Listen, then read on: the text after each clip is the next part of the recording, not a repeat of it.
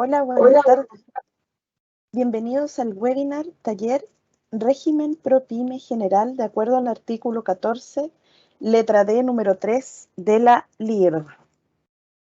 Este webinar es traído a ustedes por Informat, más de 45 años desarrollando soluciones contables y financieras, y sus productos Wigo, software contable, e Inet ERP. Y hoy junto a Alianza CAP, grupo de profesionales expertos en capacitación y FRS y tributación. Esta es la agenda que estaremos viendo el día de hoy y el doctor Fernando Torres responderá sus preguntas al finalizar la sesión. Para realizar una pregunta en el Teams, hacen clic en el icono del signo de interrogación y se abre la caja donde pueden tipear su pregunta. Ya está con nosotros Fernando, ¿estás por ahí? Así es, estoy aquí disponible. ¿Cómo estás? Bien, con muchas ganas de iniciar este webinar. Y bueno, mira, si quieres nos puedes hablar un poco ahora sobre la Fundación San Jorge. Claro, estimados participantes, Fundación San Jorge permite, ¿no es cierto?, junto con Informat y Alianza CAP, dictar este webinar totalmente gratuito. Fundación San Jorge es una fundación que está enfocada en la región de Los Ríos, en un sector costero, en este caso Corral, Niebla, Mancera. Y ahí nosotros tenemos un proyecto que se llama La Escalera en la Caleta del Piojo. Usted puede entrar a fundacionsanjorge.cl, busca proyectos en formación y encontrará proyectos acogidos a la Ley de Donaciones con fines culturales. Se les pide a todos ustedes que estén interesados y que puedan donar una pequeña cantidad en dinero o, ¿no es cierto?, hacer contacto con nosotros por algún interés en particular con respecto a ese sector. La idea es colorear infraestructura de uso público, en este caso es una escalera, y a través de una consulta ciudadana se llegó a un diseño y que hoy día se está instalando en esa escalera. Entonces, ¿cuál es la idea? La idea es estar permanentemente en ese lugar, haciendo mejoras, coloreando infraestructura de uso público, tal que pueda generarse un interés turístico y entonces se pueda desarrollar mucho mejor la microeconomía de ese lugar. Por lo tanto, su donación es importante. Ya, pues los dejamos entonces invitados para que conozcan más de los proyectos de la Fundación en su web fundacionsanjorge.cl. Correcto. Y bueno, con eso voy a detener acá mi presentación y le cedo el control y los micrófonos. Bien, ahora, como este es ¿no es cierto? Vamos a partir con compartiendo pantalla. Ahí ustedes me confirman si se ve o no se ve.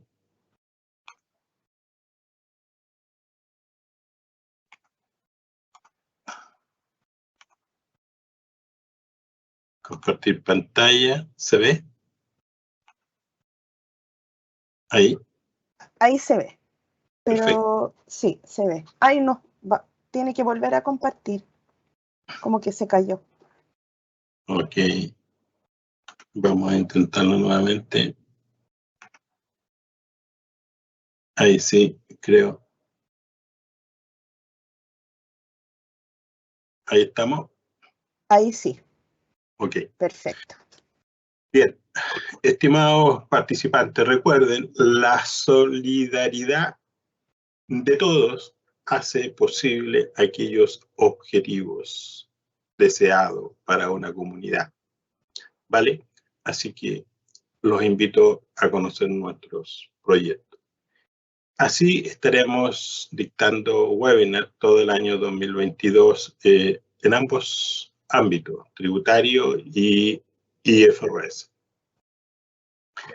Veamos el régimen ProPyme 14D número 3.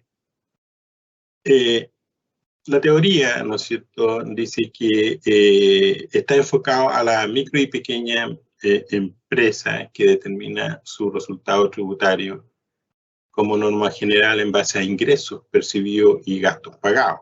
Entonces, aquí tenemos un flujo, ¿no es cierto?, efectivo, ingresos y gastos efectivamente desembolsados, ingresos efectivamente ingresados.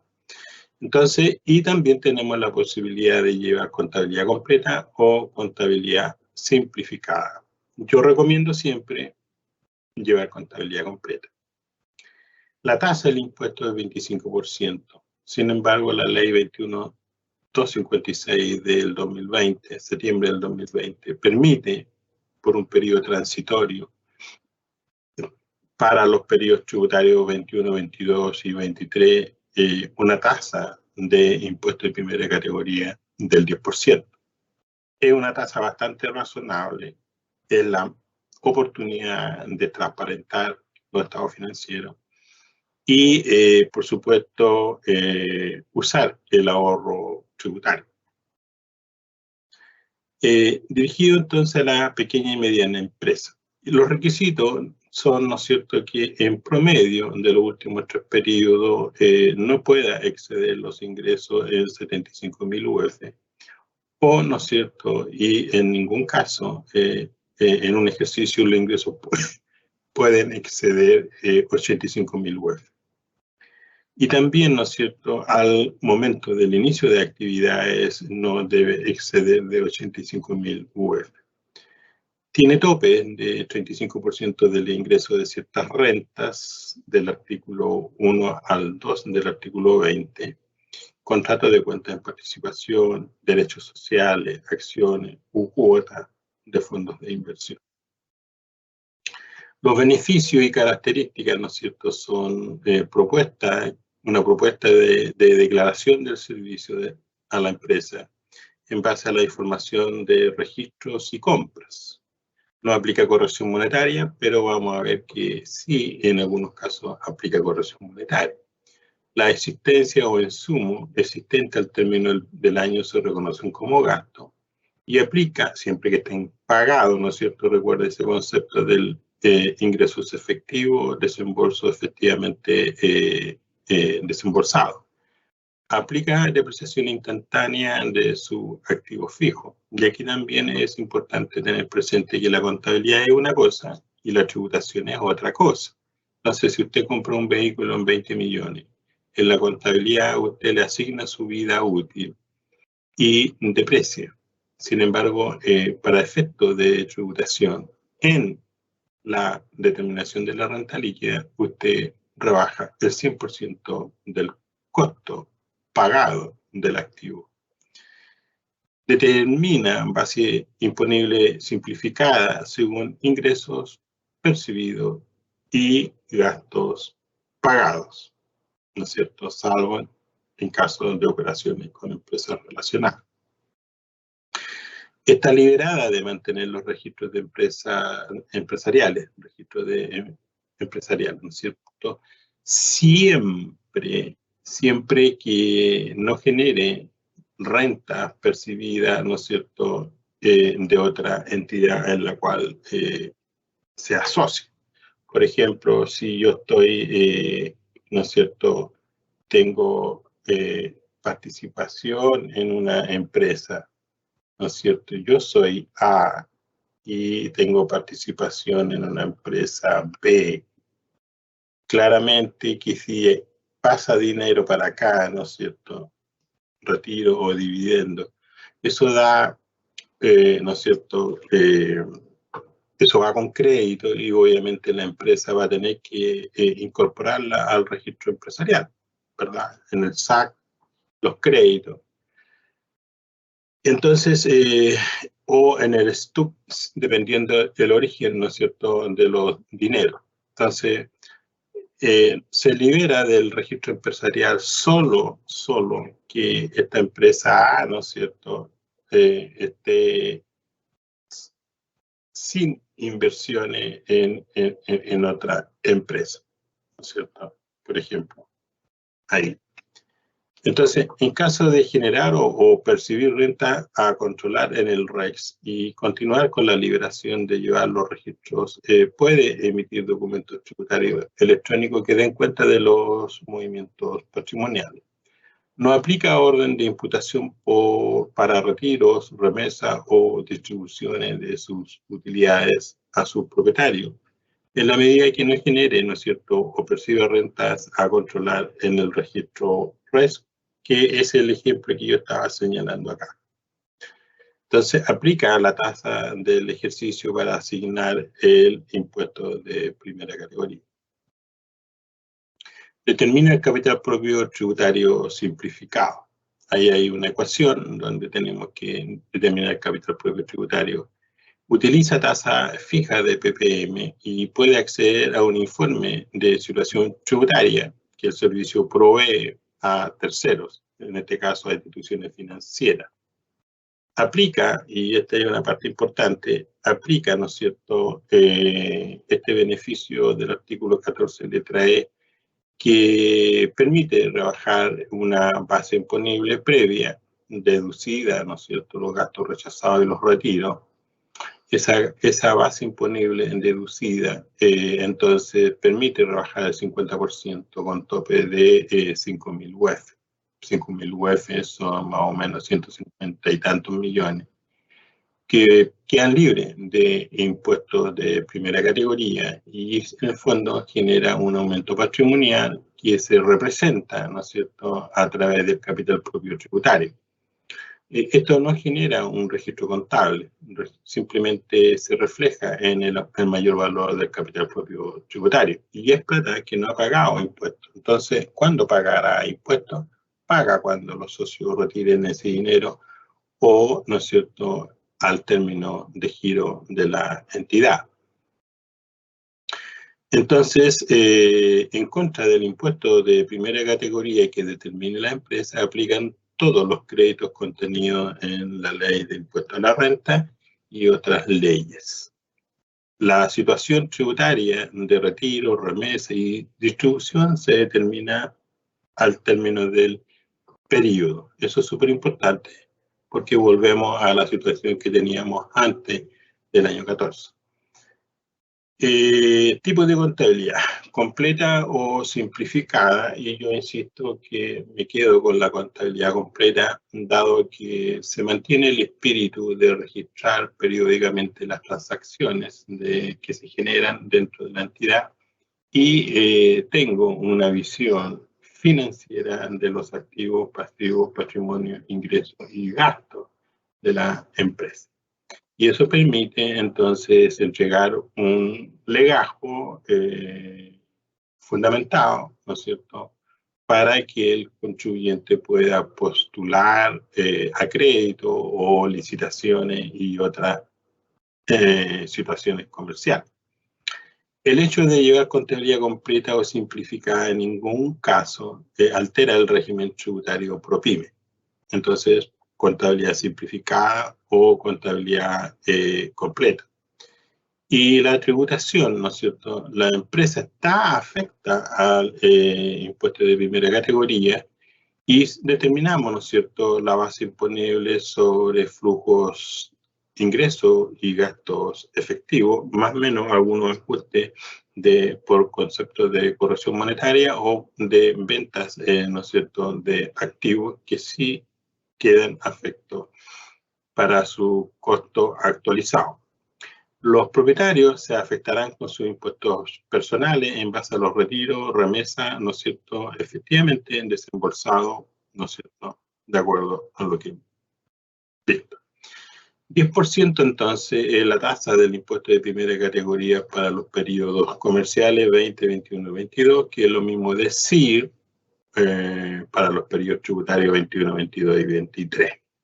Luego volveremos al 25%. Ojalá que nos mantengamos en el 10%, ¿no es cierto?, haya una prolongación hasta que esta situación económica de los países en el mundo en general, que han tenido grandes gastos inesperados producto de la pandemia y otras situaciones, se puedan recuperar, ¿no es cierto?, a nivel global, y Chile, por supuesto, también.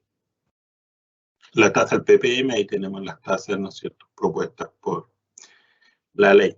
Los registros, bueno, tal como lo dijimos, están liberados de llevar registros empresariales en la medida que no tengan, ¿cierto?, participación societaria en otras entidades. Entonces, así podemos liberarnos de llevar registros. Sin embargo, yo recomiendo que siempre debe llevar registros, sobre todo si viene con saldo inicial.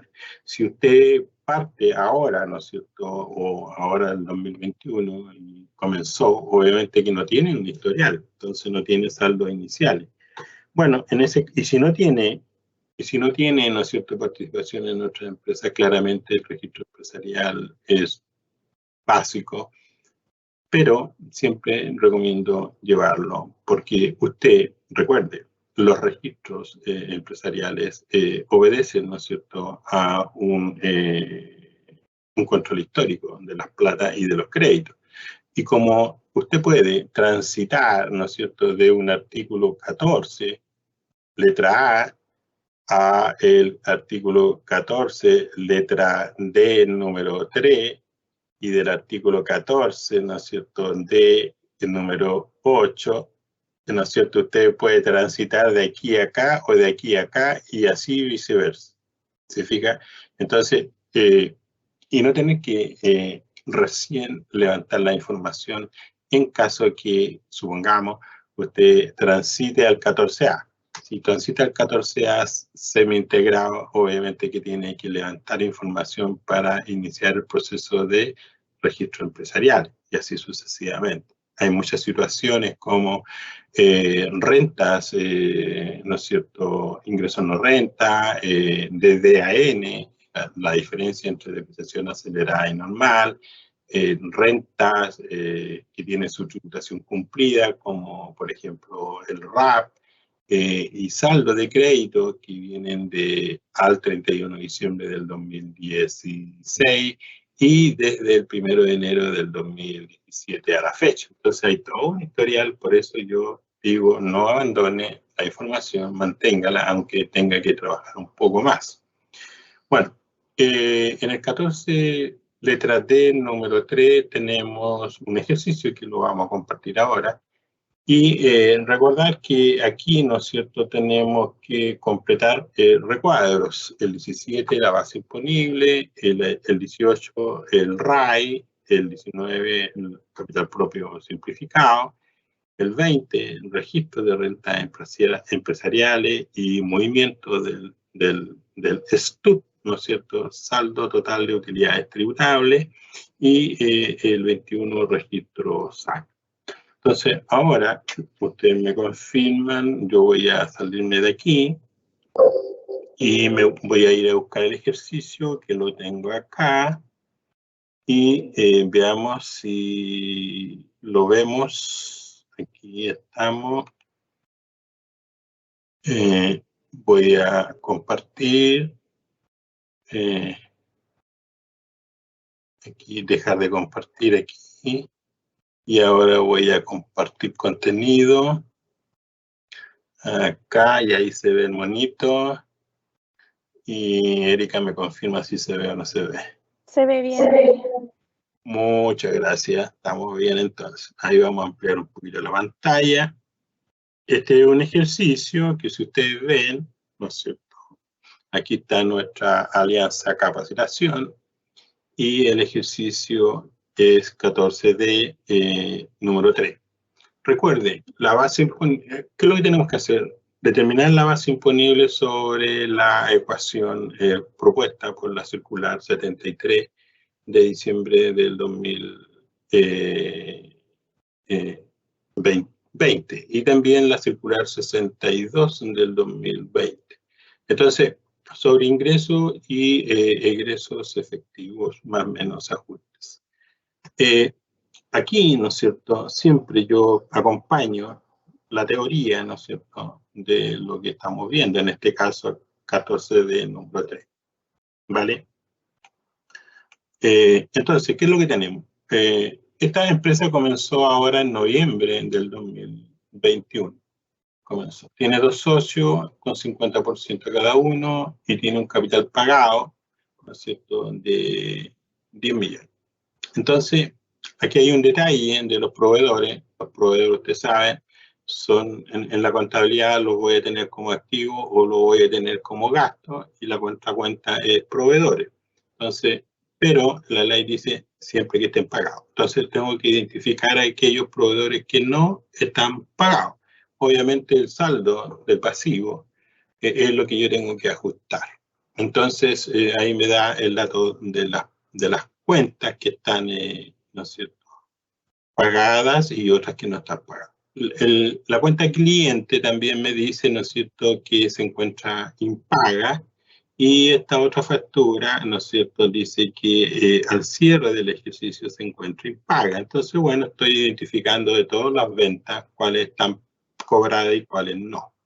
Entonces, en mi base de ingresos voy a reconocer solo lo que está pagado dentro del periodo.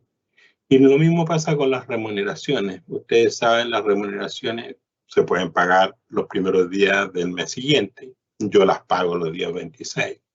Siempre por tradición, los días 26. Y lo que queda para el periodo siguiente son las cotizaciones, las leyes sociales. Lo mismo pasa con los honorarios, ¿no es cierto? Los honorarios, bueno, se supone que se emite una boleta, el servicio está prestado, por lo tanto, se supone que yo lo debo pagar, y lo que queda pendiente para el periodo siguiente es la retención. Así que eso, estamos tratando de identificar aquellos gastos que están efectivamente pagados y aquellos gastos que no están pagados. Aquí, por ejemplo, tenemos un detalle, ¿no es cierto?, de arrendamiento, en el cual se dice que se paga el primero en diciembre y el resto se paga en el año siguiente. Después, en la patente comercial, aquí se paga la patente comercial.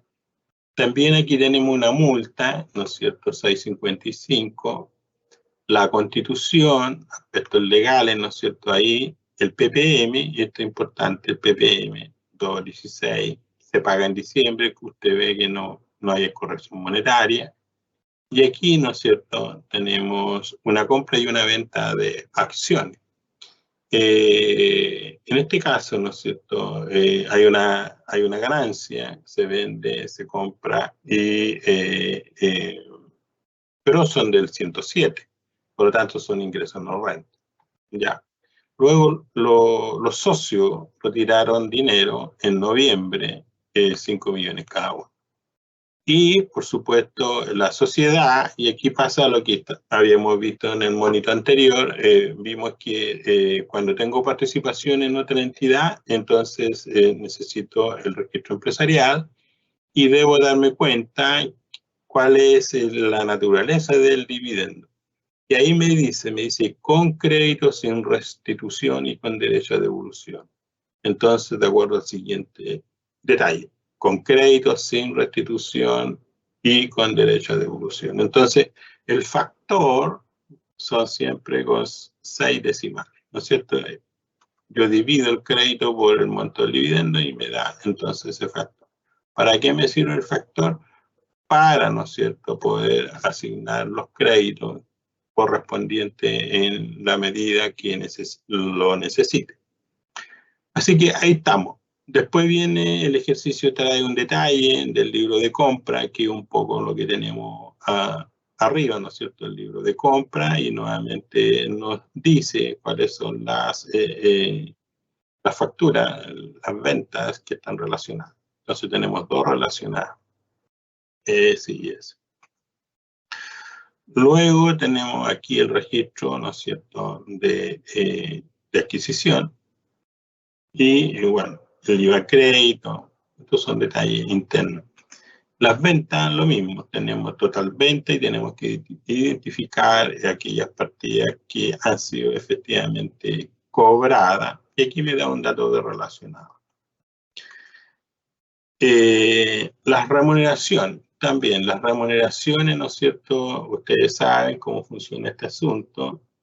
Aquí hay un listado donde está la separación de cómo se construye el libro, ¿no es cierto? El libro de remuneraciones, el sueldo, los días, las gratificaciones, etcétera, las cotizaciones, el impuesto único, y finalmente el sueldo líquido. Y ahí tenemos, si eso está pagado, y ya sabemos que la diferencia se paga en el periodo siguiente, y aquí yo puedo darme cuenta que el ejercicio me dice que eso está pagado, que sería lo que está acá, ¿no es cierto?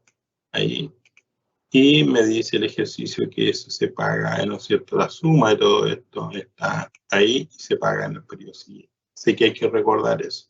Y con respecto al activo fijo, lo mismo, el activo fijo, recuerde que estamos en el 14D número 3, donde la adquisición pagada, ¿no es cierto?, el activo fijo se lleva a gasto de inmediato. Sin embargo, acá el contador hizo lo correcto, que es asignar vida útil y hacer la depreciación, pero esa depreciación es financiera, por lo tanto, ¿no es cierto?, va a estar en el estado de resultado como depreciación. Sin embargo, para efectos de determinación de la base imponible, yo voy a dar de baja el valor del bien. Acá hay un registro de diario, un registro de mayor, que solo son cosas internas, y el famoso balance, ¿no es cierto? Como siempre, llegamos a un balance tributario de 8 columnas, donde yo he contabilizado financieramente. Recuerde que la contabilidad en Chile es NIF, en este caso es una pequeña mediana empresa.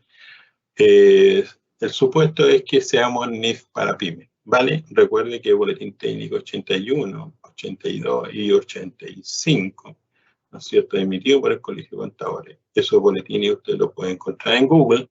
Y ahí dice que la contabilidad para Chile, para la mediana y pequeña empresa, es NIF para pyme, y existe el concepto de la obligatoriedad desde el 1 de enero del 2013.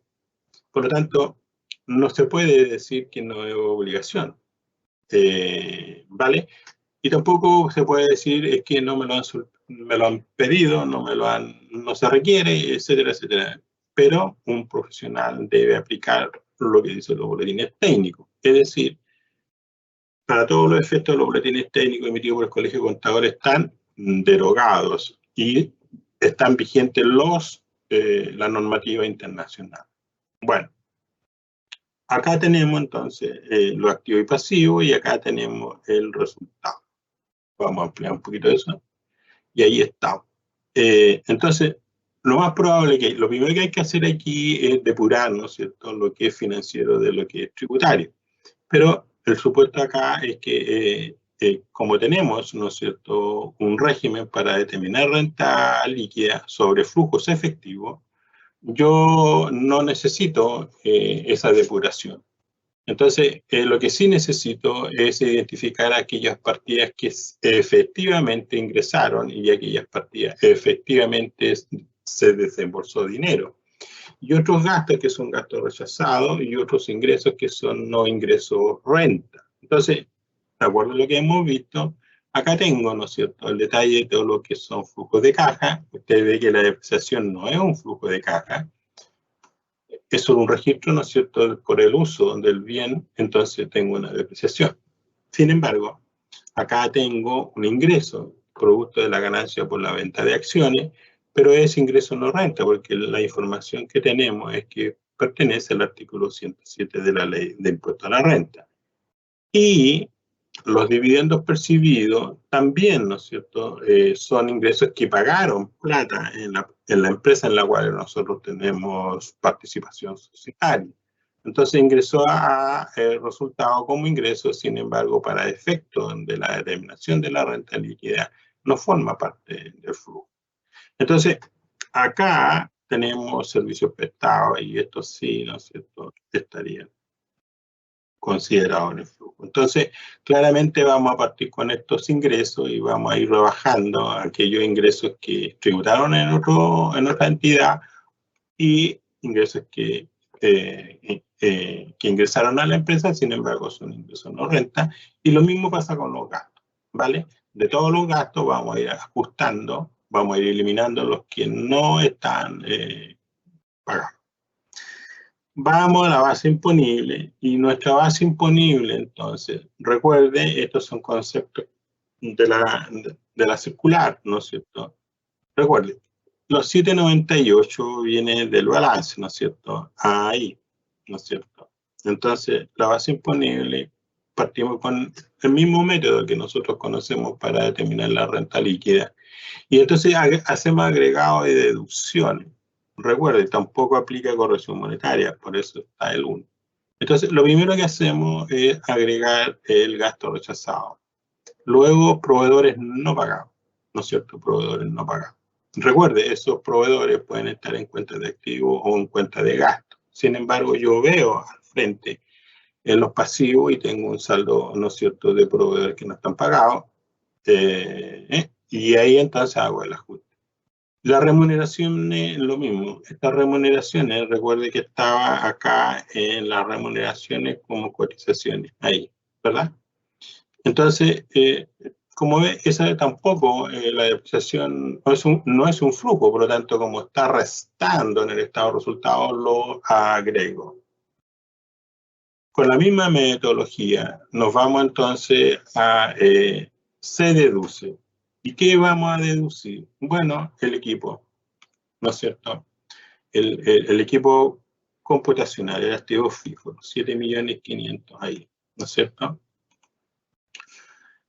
Ojo, claramente eso los pagué, pues si están pagados dentro del periodo son desembolso efectivo y por eso permito y uso el beneficio de la depreciación instantánea. El mayor valor, ¿no es cierto?, deduzco los 6.930.000 que están en el balance, ahí, ¿no es cierto?, los 6.930.000 porque son ingresos no renta, entonces también los elimino.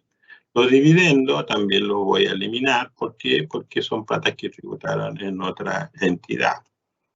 Y los clientes no cobrados, ¿no es cierto?, igual de todo el listado de la venta, encontramos que hay facturas que no están cobradas. Por lo tanto, se deduce. Entonces, el resultado según balance, más los ajustes por agregado y ajustes por deducciones, me da una base imponible de 56 millones. Con esos 56 millones, yo me hago la pregunta, ¿puedo hacer uso del ahorro del artículo 14, letra E, el de la utilidad invertida? Este es un concepto no menor y es un incentivo potente. Si esto se mantiene a través del tiempo, podríamos tener una capitalización de las empresas, sobre todo la mediana y pequeña empresa que necesita recursos frescos. Entonces, aquí yo tengo la base imponible, ¿verdad? Y lo primero que hago para determinar mi base imponible deducida a los gastos rechazados y los retiro, entonces llego a 46 millones. Entonces, mi base imponible previa o preliminar, le rebajo los retiros, usted ve que los retiros se rebajan a valor nominal. Lo mismo pasa con el gasto rechazado. Por lo tanto, quedan en 46 millones. Esos 46 millones es lo que yo lo afecto con el 50% y eso me da 23 millones. Y eso es el producto de eso que son 23 millones. Yo lo puedo rebajar de la renta líquida preliminar. Eso me da 33 millones.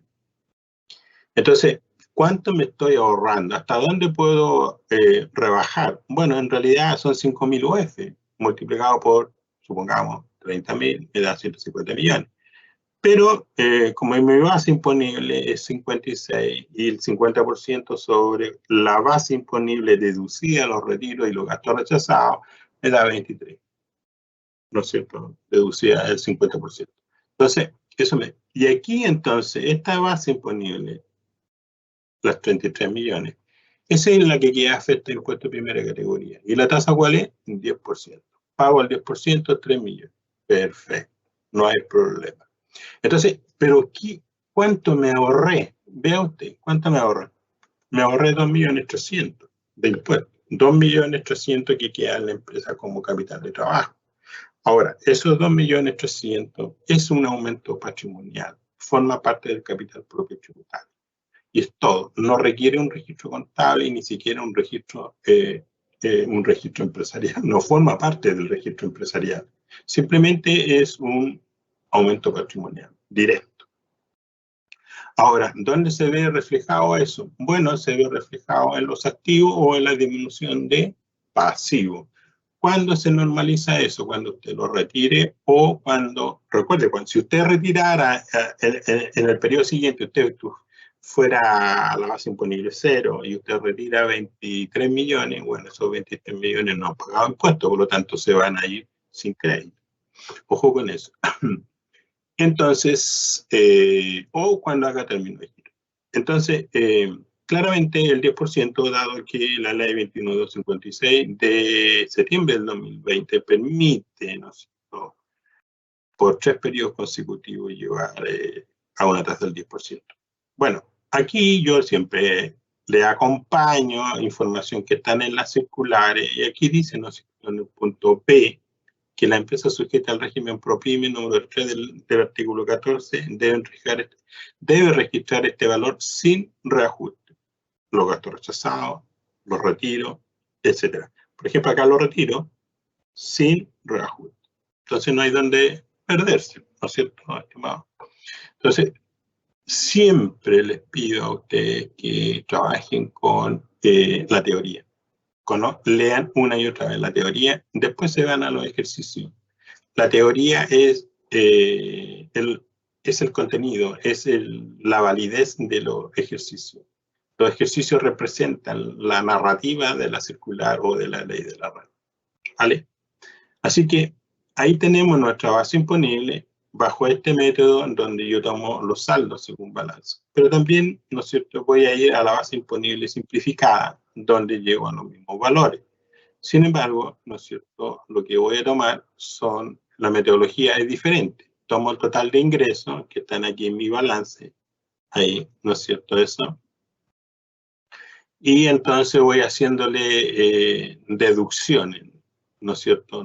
Deduzco las facturas que están emitidas pero no están cobradas. Entonces, eso me da el ingreso efectivo y lo mismo con los gastos, ¿no es cierto? Rebajo, ¿no es cierto?, todo lo que yo compré, pero hago el ajuste con aquellos que no están pagados. Por ejemplo, aquí, ¿no es cierto?, tenemos esto, no está pagado, y el resto está todo pagado. Aquí, remuneraciones no pagadas, usted ve eso, ¿no es cierto? Eso de las remuneraciones, ¿verdad? Y ahí está, eso de las remuneraciones, leyes sociales. Y estos son compras que yo factura, ¿no es cierto?, proveedores que no están pagadas al 31 de diciembre. Y usted ve nuevamente que este gasto rechazado, ¿no es cierto?, se elimina. Siempre se entra a la base y sale, se elimina. Ya veremos cómo queda en el registro empresarial. En el registro empresarial se rebaja, ¿no es cierto?, y consume crédito. Entonces, tenemos aquí nuestra base imponible, que es la misma que habíamos determinado bajo el otro método. Llegamos acá, deducimos los retiros no reajustados, el gasto rechazado no reajustado, me da la renta líquida invertida, lo multiplicamos al 50%, es el beneficio, lo rebajamos nuevamente y me dan los 33 millones. Como la tasa del 10%, el impuesto a pagar es eso. Y el registro de la provisión sería impuesto primera a provisión impuesto primero. Y acá, ¿no es cierto?, esto también es un ejercicio que la circular 73 del año 20 lo muestra para ver cómo funciona este beneficio, ¿no es cierto?, del artículo 14, letra E. ¿Vale? El beneficio son 5.000 UF, no es un monto menor, ¿vale? Así que eso. Y acá estamos ahí, entonces vamos al capital propio tributario, ¿no es cierto? Lo calculamos bajo el método del activo, el método del patrimonio.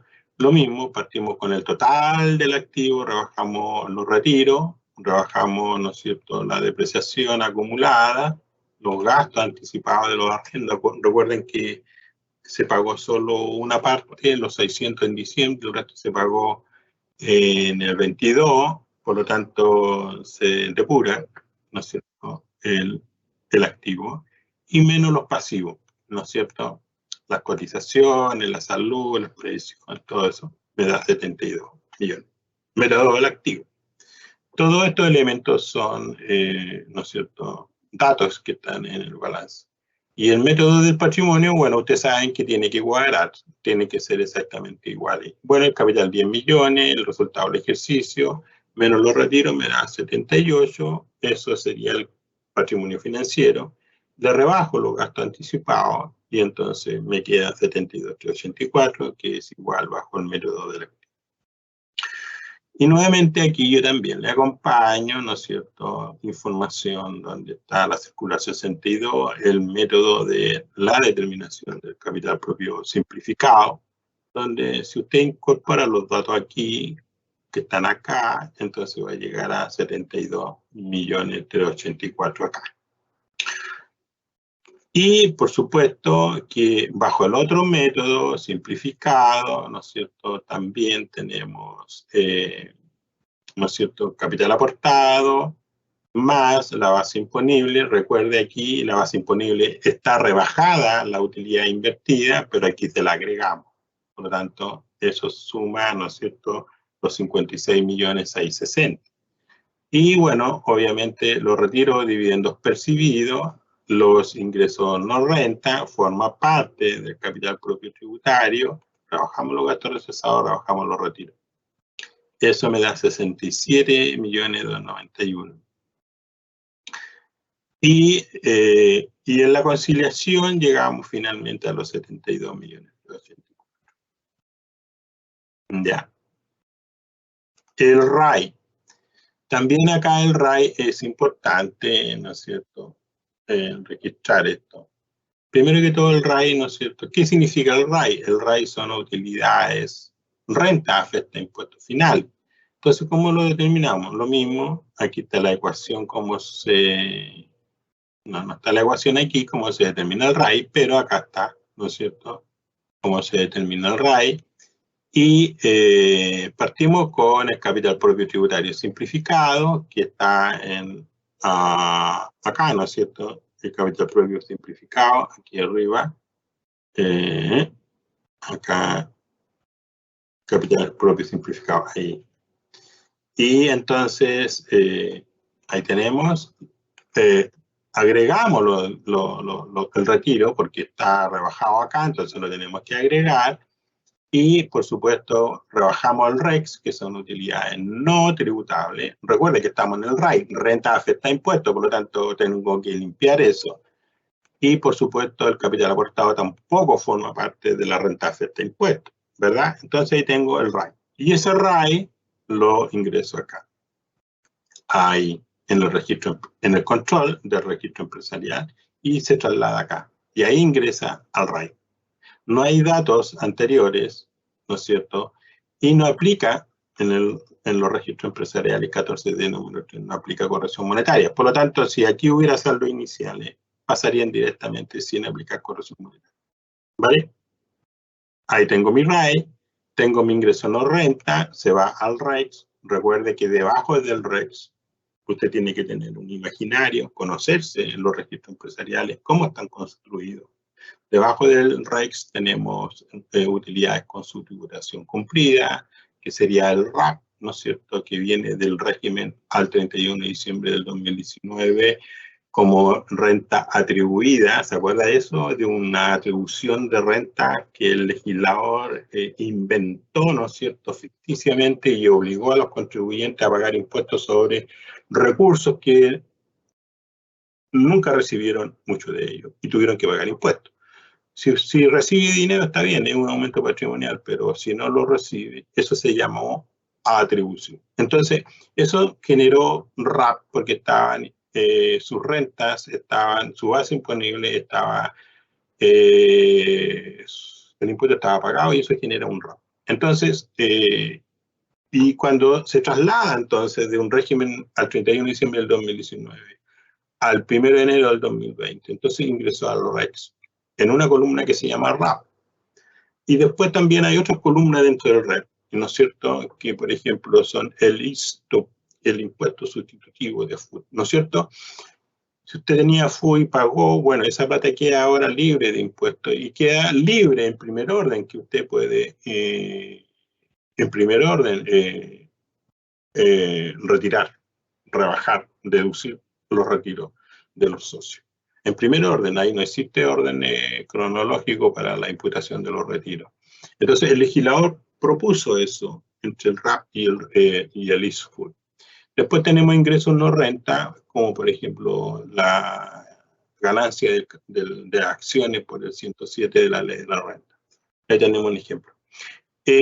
Bueno, y el dividendo, ¿no es cierto? Bueno, primero que todo, la renta líquida que quedó afecta con el 10%, por lo tanto, ese 10% sobre este monto es este valor. Y el factor es este valor. ¿De dónde sale el factor? 10 dividido por 90, o lo mismo decir 10 dividido por 100 menos 10. Eso le da 0,111, 6 decimales. Perfecto. Y este dividendo que recibe la empresa con este crédito, obviamente ingresa al registro empresarial. El crédito, no ingresan los valores, estos valores que representan dinero. No, acá lo que ingresa son los créditos, ¿no es cierto? Y aquí sí ingresa el ingreso no renta, pero aquí el crédito. Entonces ingresa con ese factor. ¿Ese factor de dónde sale? Es este crédito dividido por este dividendo. Así que ahí tenemos, y por supuesto, el STUP representa el dividendo que ingresó a la empresa. Y si usted ve el origen, la naturaleza, son platas que vienen de antaño, ya, antes de la reforma. Entonces, pero hubo retiro, y ese retiro fue de 10 millones. Y insisto, sin corrección monetaria. Entonces, ese factor, rebajo los 10 millones de RAI. ¿Por qué? Porque tengo 60 millones. Entonces, primero voy a buscar el RAI y ahí está. La diferencia son 50. Bueno, pero este retiro, ¿no es cierto? Ahí este retiro consume crédito con tasa del 10%. Por lo tanto, el crédito es 1.111.000, ¿verdad?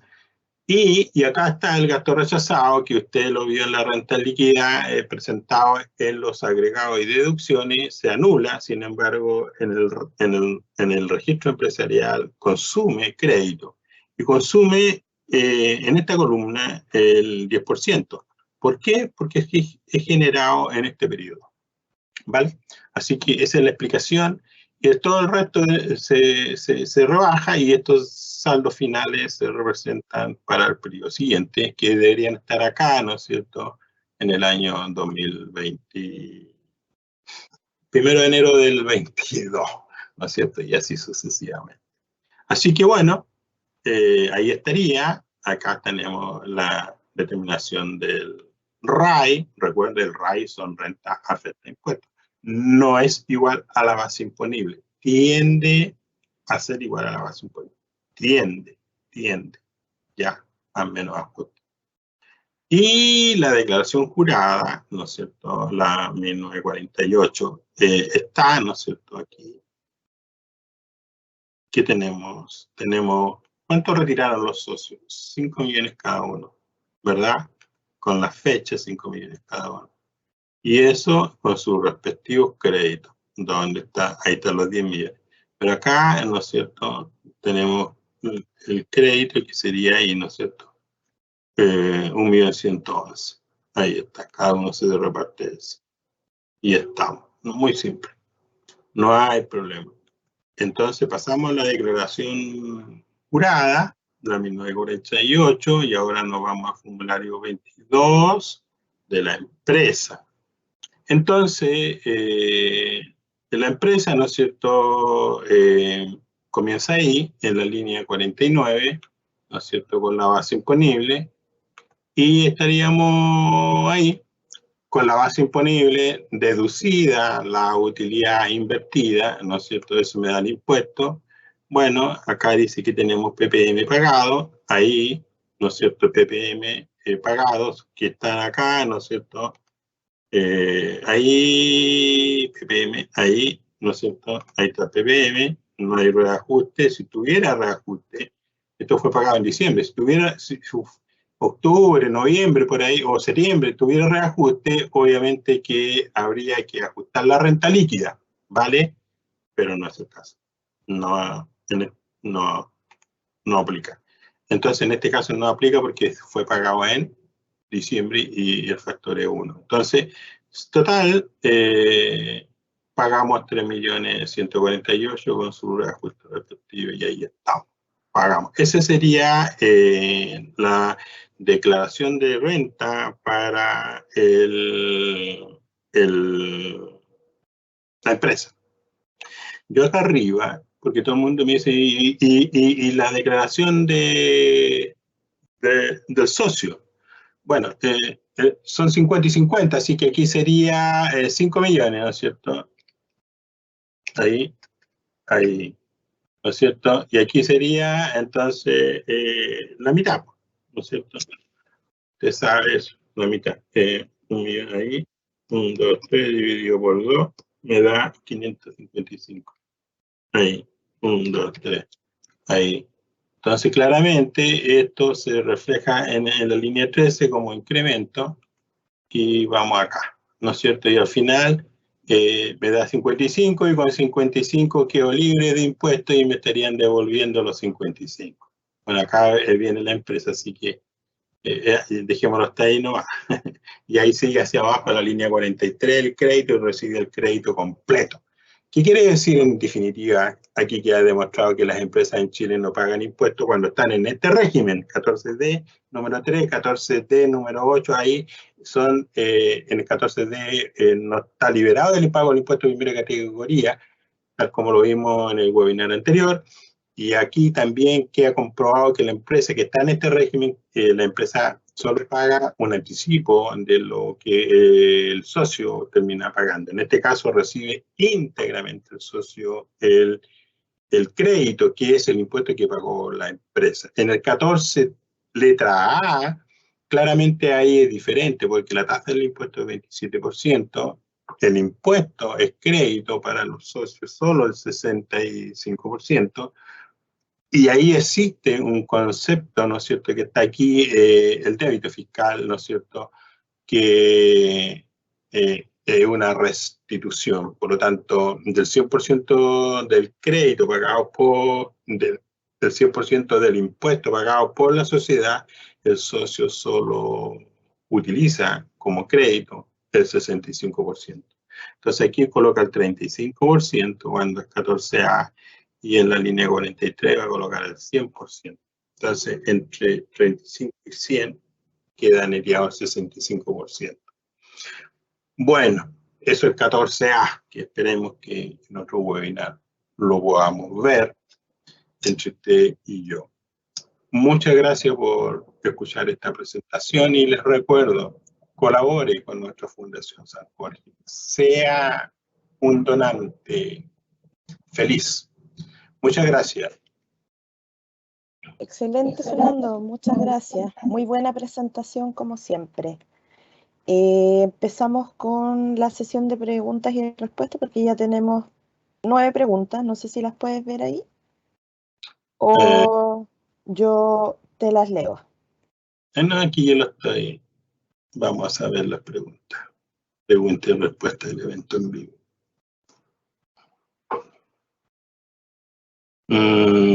Hola. Si se grabará y se enviará a los registros y quedará en nuestro canal de YouTube de UBI. Muchas gracias. No, esas son las que yo ya contesté, las que están al lado, las que dice publicadas. ¿Las veo o se las leo? Léamela. Ya, al tiro. Aquí publicada ya la que está Sí, al lado. esas, sí, las publicadas. Buenas tardes. ¿Este ejercicio lo van a enviar después? No. Hola, no, esas ya las contesté. Las que están al ladito, dice 10. O yo las leo, no hay problema. Léamela. Ya, acá alguien pregunta, Fernando Avendaño Rojas, ¿cuál es el RUT de la fundación para hacer una transferencia humilde, ¿cómo pueden hacer la transferencia a la fundación? Claro, usted entra a la página web fundacionsanjorge.cl y se va a banco. Ahí están todos los datos. Al banco usted puede hacer la transferencia vía Flow o directamente a la página web, a la cuenta bancaria. El RUT es 65050-508-5. Usted entra a la página de Fundación San Jorge, están todos los datos, donde dice donar, y ahí pincha y ahí están los datos bancarios. Ya, perfecto. Acá alguien pregunta, ¿cómo se tratan los reajustes? Los reajustes en la base imponible lo aumenta cuando son, por ejemplo, activos. El reajuste es un aumento de la base imponible en el 14D número 3, cuando, por ejemplo, estamos hablando de PPM, y cuando usted vende un activo monetario, entonces también el costo es el valor reajustado. Por lo tanto, ahí la corrección monetaria forma parte del costo de venta del bien. Por lo tanto, la ganancia la va a determinar sobre un costo reajustado. Perfecto. Acá preguntan, ¿este tránsito de 14A a 14D3, cuándo se puede hacer? En cualquier época, en cualquier año. Todo va a depender del nivel de ingresos que usted tenga. Y ojo, que es muy buena la pregunta, porque yo he escuchado de que, mire, el 14A está orientado a las sociedades anónimas abiertas. Y por supuesto que hay una limitante, todas aquellas entidades que tengan ventas superiores a 100.000 UF. Ahí queda en el 14A.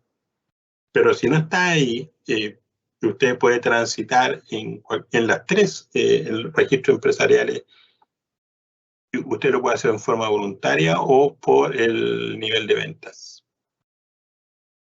Ya, acá preguntan, ¿los beneficios que entregó el Estado para las pymes son tributables? ¿Cuál es?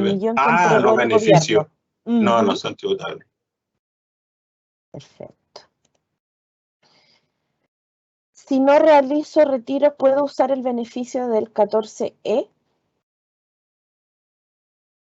Si no realizó retiros, ¿puedo usar el beneficio del 14E? Claro, por supuesto. Si no tiene retiro, quiere decir que, y si no tiene gastos rechazados, quiere decir que la base imponible que determinó es la base imponible que usted va a afectar con el 50% y va a pagar impuesto por la diferencia. Perfecto. Para personas naturales, el mayor valor venta acciones es ingreso, no renta, artículo 107. Sí, para las personas naturales son ingresos no renta.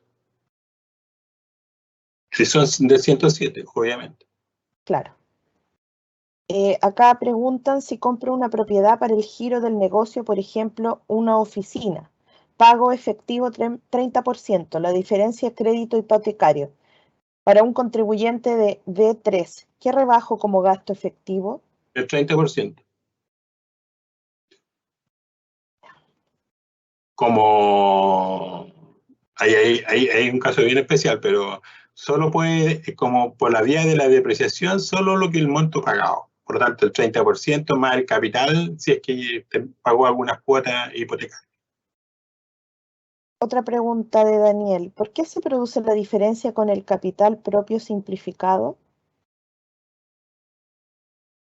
Bueno, cambia el método, porque recuerde que antes teníamos el método único, que era el método del capital, el método del patrimonio, perdón, claro, capital y del activo, esos eran los dos métodos, donde determinábamos el total del activo y íbamos depurando, limpiando todos los activos que no eran de propiedad de la empresa. Esos son, recuerde que en contabilidad hay activos que, que la empresa tiene control, no tiene la propiedad, entonces hay que depurar. Ese era el método que teníamos, el método del activo o el método del capital. Pero si usted va al 14D número 3, la determinación del capital propio simplificado parte, ¿no es cierto? ¿Con qué parte? Con el capital propio inicial, ¿verdad?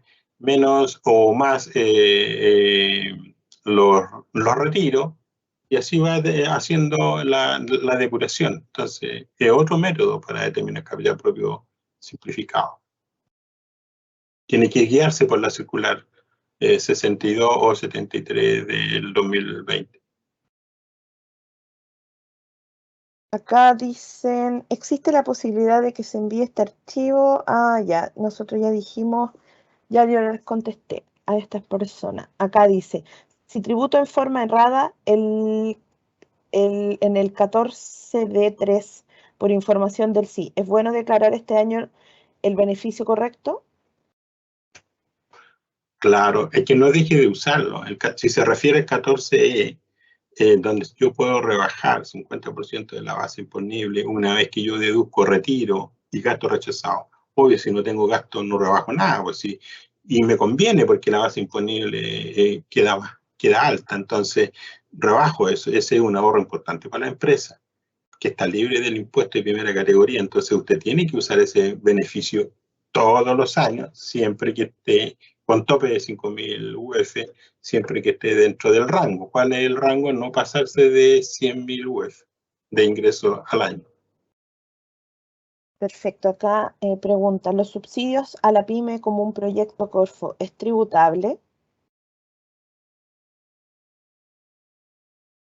Todos los subsidios no son tributables. Aquí vamos a ir terminando con estas dos que quedan. En hipotecario es novación, es pago contado. ¿Se puede usar todo? ¿Cómo? Dice, en hipotecario es renovación, me imagino que quiere decir, es pago contado. ¿Se puede usar todo? Si Imagino está que es por pagado, una claro, pregunta. claro. Sí, Perfecto. sí, Y ya sí. con esto terminamos. Dice, si es crédito hipotecario, la propiedad está pagada, ¿la deuda es con el banco? Otra vez. Si es crédito hipotecario, la propiedad está pagada, la deuda es con el banco. ¿Qué pasa ahí? Sí, eso escribieron acá. Mire, hagamos algo sencillo. Mire, hagamos un ejemplo. Si usted compra una oficina con crédito hipotecario, ¿qué puede, porque la pregunta está orientada, ¿qué puedo llevar a rebajar en la renta líquida? Todo lo pagado en relación a la oficina. Si usted pagó un 10%, el 10%. Pero si pagó 5 cuotas, la cuota tiene intereses, reajuste y capital. Entonces usted suma todo lo que es capital y esa parte también la puede rebajar por la vía de la depreciación. Entonces, usted tiene la tabla de amortización. Entonces, pagó al contado el 30%. Bueno, supongamos que la oficina cueste 100 millones. Entonces, si pagó el 30%, son 30 millones que de todas maneras lo va a rebajar como por la vía de la depreciación en la renta líquida. Eso lo va a rebajar. Pero supongamos que usted partió pagando hipotecario en junio. Entonces, tiene 6 cuotas. ¿Cómo saber cuál es lo que es capital? La tabla de amortización, usted se va a la columna del capital, suma todo eso y eso también se lo suma a los 30 millones. Todo eso por la vía de la depreciación, trabajando en la renta líquida. Ahora, la depreciación financiera en la contabilidad tiene otro número. Usted lleva su control para efectos de la base imponible, lleva los 30% más todo la columna del capital de las 6 cuotas pagadas por el crédito hipotecario. Súper. Entonces, muchas gracias, Fernando. Aquí terminamos con las preguntas. Gracias por la Ojo, presentación. sí, ¿Sí? para terminar, ojo que el interés y reajuste, todo eso también usted lo pagó, por lo tanto eso se va por la vía de los gastos generales de la empresa. Perfecto. Entonces, bueno, lo que decíamos hace un ratito, que vamos a enviar la grabación de este webinar y la presentación, no el ejercicio, ¿ya? Y al correo de los registrados. Así que atento a nuevas fechas del webinar. Y muchas gracias, Fernando, nuevamente por la presentación. Muy buena, como siempre. No, encantado. Estimados participantes, cualquier cosa usted me puede escribir a ftc@torrescia.cl y bueno, ahí podemos conversar. Y los invito a nuestro seminarios que comienzan en marzo. En febrero vamos a descansar. Partimos en marzo y abril, Operación Renta 2022. Muchas gracias por todo. Chao, chao. Chao.